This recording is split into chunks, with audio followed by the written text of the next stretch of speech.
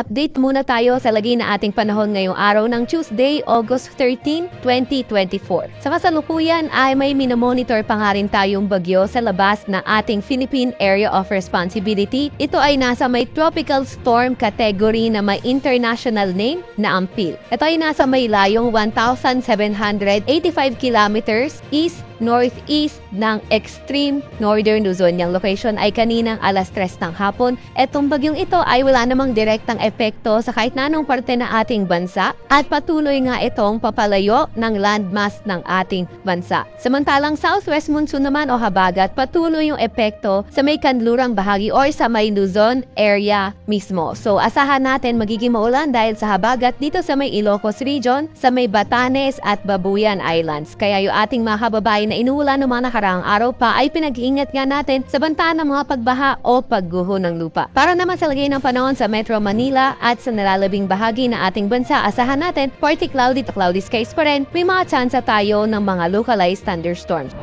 Para naman sa lagay ng panahon sa Luzon area, asahan pa nga rin natin maulan, Ilocos region, Batanes at Babuyan Islands dahil pa rin sa southwest monsoon o habagat. Para naman sa Metro Manila at sa nalalabing bahagi ng Luzon, partly cloudy to cloudy skies pa rin, may mga pulu-pulu pag-ulan, pagkidlat pagkulob lalo na tuwing hapon at gabi. Agwat ang temperatura bukas sa Metro Manila, Legazpi at Lawag ay 25 to 32 degrees Celsius, 18 to 22 degrees Celsius sa may Baguio, 25 to 34 degrees Celsius sa may Tugigaraw, 25 to 32 degrees Celsius sa may Legazpi at 23 to 31 degrees Celsius sa may Tagaytay.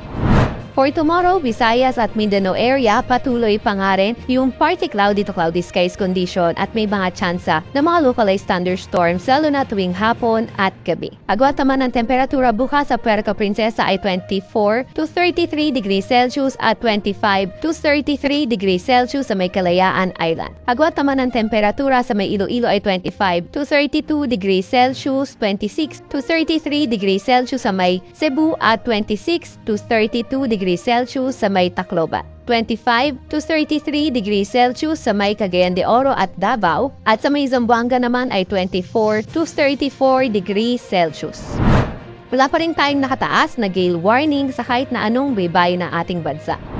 Para naman sa mga pangunahing syudad, sa lagay ng panahon, for 3 days asahan nga natin simula sa may Luzon, Metro Manila, Baguio at Legazpi. Thursday, Friday at Saturday asahan natin yung partly cloudy to cloudy skies. May mga tsansa na mga localized thunderstorms. So yung mga area na lalo na dito sa may western section ng Northern Luzon, pati na rin Batanes at Babuyan Islands, asahan naman natin may mga tsansa ng mga localized or mas mataas yung tsansa ng mga paulan dahil sa southwest monsoon. Sa Metro Manila, aabot ng 33 degrees Celsius ang maximum temperature, 17 to 23 degrees Celsius sa may Baguio at 25 to 33 degrees Celsius sa may Legazpi. Dito naman sa may Visayas area at pangunahing syudad nga, wala naman tayo nakikitang weather system na posibleng magdala ng mga pangmalawakang pagulan, kaya asahan nga natin partly cloudy to cloudy skies condition pa rin tayo with chances of localized thunderstorms. Sa Metro Cebu, pinakamataas sa temperatura ay 33 degrees Celsius, sa may Iloilo naman 33 degrees Celsius at sa may Tacloban ay 32 degrees Celsius. Sa may Mindanao area, asahan naman natin na patuloy pa rin, wala rin tayo nakikitang weather system na pwede magdala ng pangmatagalang pag-ulan or magdamagan rin na pag-ulan, kaya mga tsansa lang na mga localized thunderstorms sa ating asahan. Sa Metro Davao, posibleng umabot ng 33 degrees Celsius ang maximum temperature, 33 degrees Celsius sa may Cagayan de Oro at sa may Zamboanga ay 34 degrees Celsius.